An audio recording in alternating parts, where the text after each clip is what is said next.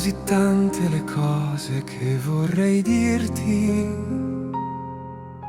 Sono così tanti i demoni che si rincorrono nella mia mente e a volte nel mio cuore non guardo davvero più le stelle e non sogno di te sulle rive del lago. Leggo i tuoi pensieri del passato e della mia stupida ingenuità. Tu eri Oriente E di un un fante al suo passaggio.